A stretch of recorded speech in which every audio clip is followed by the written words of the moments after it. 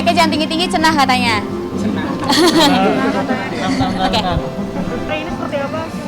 Seru banget ya, karena kemarin kita udah premier di Bandung, terus pecah banget di sana. Komentar yang nonton juga lebih dari harapan kita gitu. Jadi ya hari ini excited juga karena bakalan banyak teman-teman terdekat kita yang datang kan. Kalau Bandung kan kemarin undangan dan fans, hari ini teman-teman terdekat, keluarga, fans juga gitu. Jadi bakalan banyak menerima kritik dan saran hari ini.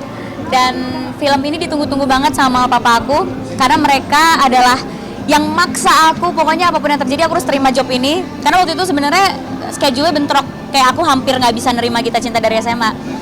Tapi papa aku yang maksa, pokoknya nggak mau tahu, harus ada yang ngalah, pokoknya harus jadi bagian Kita Cinta dari SMA gitu.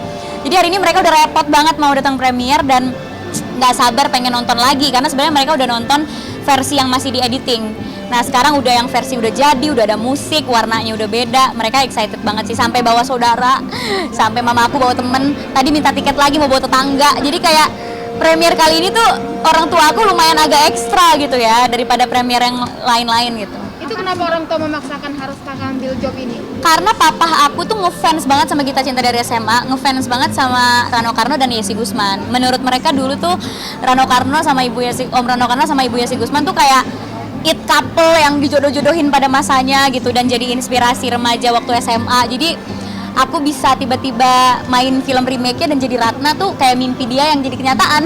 Jadi mereka seneng banget, sampai katanya heboh di grup SMA mereka lah. Terus teman-temannya papaku heboh kayak, kok nggak bilang-bilang anak lo main Kita Cinta dari SMA. Jadi ternyata udah heboh di kalangan mereka gitu.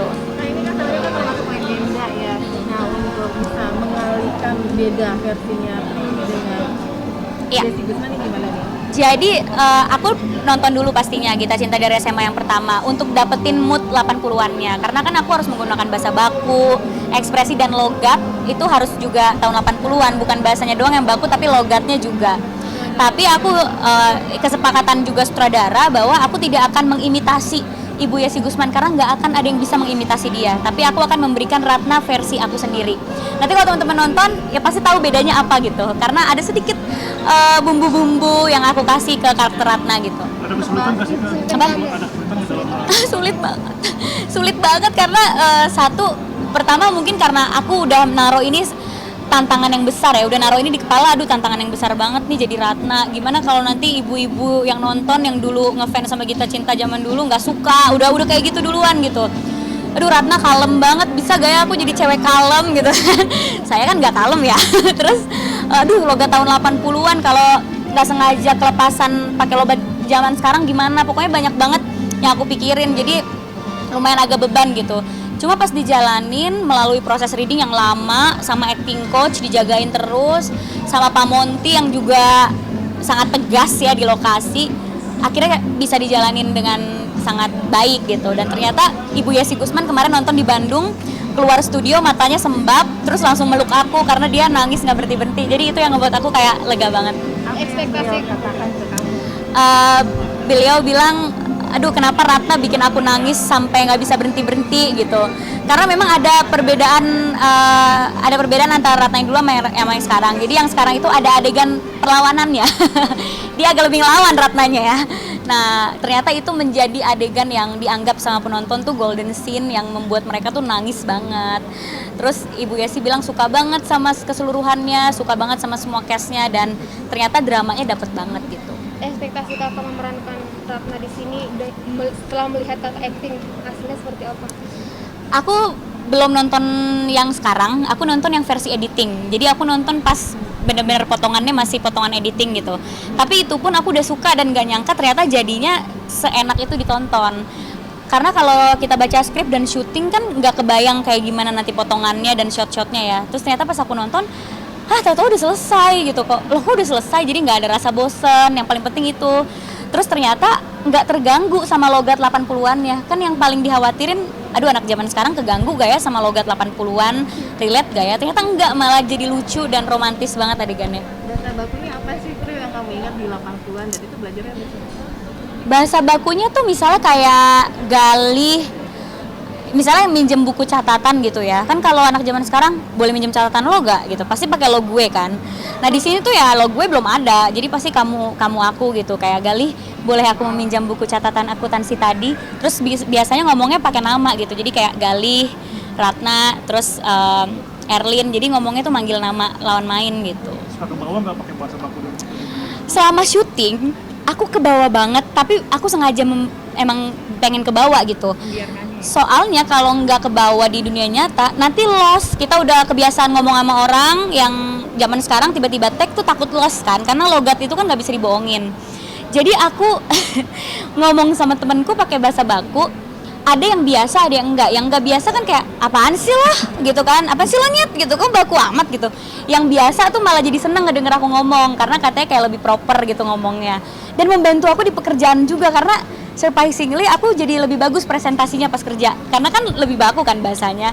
Jadi ya sempet ke bawah gitu, sampai aku sempet teleponan sama temen aku di depan saya pakai bahasa baku. Terus si saya nyeletuk gitu, lo lagi reading ya, kok kayak pakai bahasa ini sih? Aku bilang ya biasain aja gitu. Itu belajar dari siapa?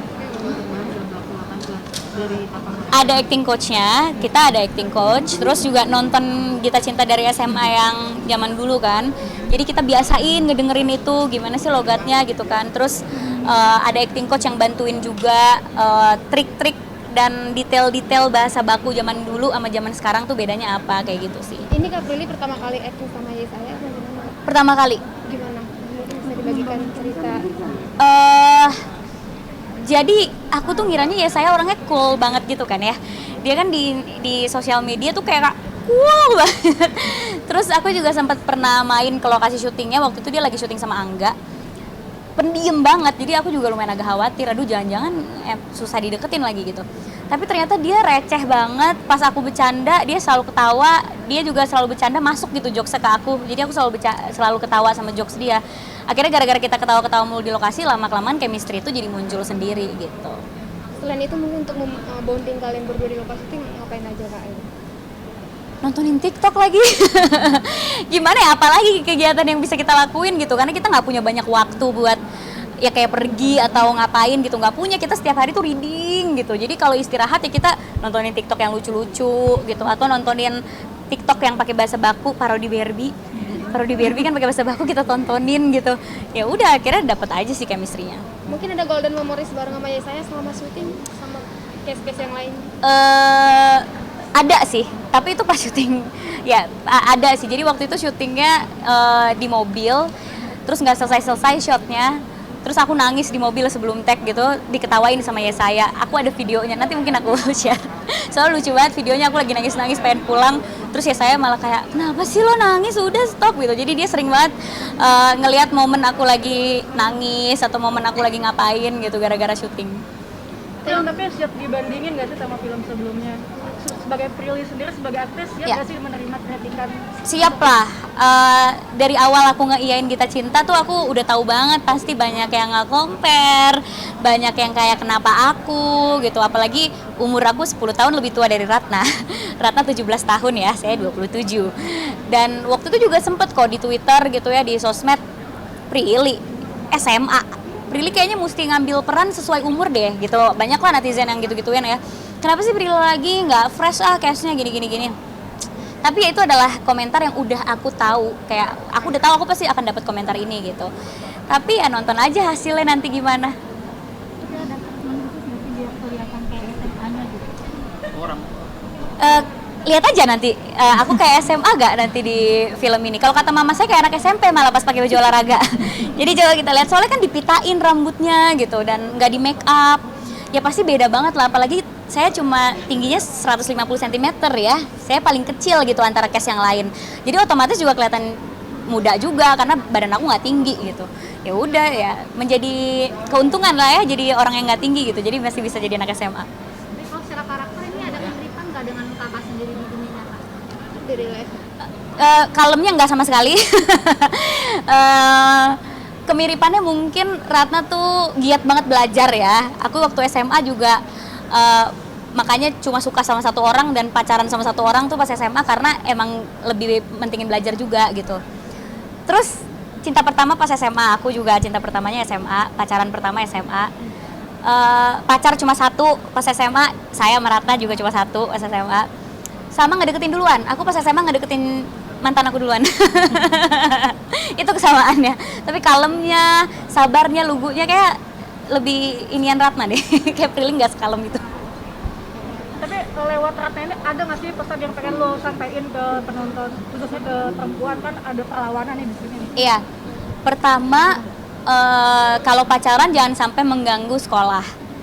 Karena Ratna tuh walaupun pacaran dan suka-sukaan dia tetap juara kelas. Terus kedua, ikutin kata hati karena itu yang paling benar. Ketiga, hubungan kita tuh nggak perlu masuk akal sama banyak orang karena ini hubungan kita kan hubungan kita dan pasangan kita kan, bukan community project ya. Jadi nggak apa-apa kalau banyak yang nggak ngerestuin tapi diri kita bahagia, lawan aja. Wow, contoh yang baik gak ya itu? Iya, kenapa? Yang liburan kemarin ke Eropa Kak, update sedikit. Kemarin keseruan ke Eropanya seperti Itu apa? sih cuma liburan santai aja, nggak ada jadwal, nggak ada schedule, bener-bener berangkat abis itu ya udah menikmati hari aja, makanya nggak banyak ke spot-spot turis yang lain gitu kan, bener-bener cuma di hotel tidur-tiduran, makan, foto-foto juga seadanya karena aku lebih pengen santainya sih daripada foto-fotonya gitu. Kebayar nggak sih Dek, dengan liburan kemarin? Kebayar banget karena kemarin aku ke tempat yang aku suka dan aku akhirnya bisa tidur jam 8 malam. Kapan lagi aku bisa tidur jam 8 malam gitu. Biasanya kalau Jakarta jam 2 pagi tidur tuh udah masih bagus gitu ya, nggak pulang subuh.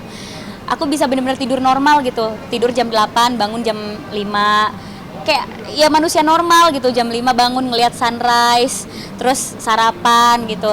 Minum kopi dengan santai. Kalau di Jakarta kan udah nggak bisa, tidur jam 3 pagi, bangun jam berapa, makan aja buru-buru. Jadi ya liburan yang emang aku butuhin banget lah, santai gitu. Spot yang dikunjungi berapa? Kenapa? Aja sih Dek, spot yang dikunjungi kemana aja? 10 hari, aku cuma ke Paris, terus ke Bellagio, Como, Milan, Rome. Jadi emang ke tempat yang stay-nya agak-agak lumayan lama, tapi paling lama di Bellagio sih karena aku paling suka yang sepi gitu. Nah ini kan kemarin fashionnya bagus-bagus banget nih. Masa? Terus kamu bawa berapa kostum buat itu angkatan kamu sendiri? Aku cuma bawa satu koper loh, cuma bawa satu koper dan satu tas jinjing kecil gitu doang. Sebenarnya mix and match luarannya aja sih, dalamannya yang dipakai sih itu aja ya, tapi luarannya terus aksesorisnya yang dipakai ganti-ganti ya, bawa 8 outfit lah. Tapi memang tipikal kalau kamu liburan tuh nggak mau ribet, nggak mau yang kayak nggak mau ribet, nggak mau banyak orang, makanya kalau liburan cuma sama satu orang doang pasti, sama teman aku yang bisa aja, dan nggak mau ambis gitu, nggak mau yang kesana kemari foto-foto, aku maunya yang santai aja gitu. Tapi kenapa sih nggak pernah sama orang tua? Jarang kemarin. Pertama, orang tua nggak bisa naik pesawat lama-lama, mereka nggak mau. Terus kedua, papa aku tuh agak kurang suka kalau jalan ke luar negeri yang tempat sholatnya susah. Jadi agak susah ya aku ngajaknya, tapi ya akhirnya ketemu di tengah.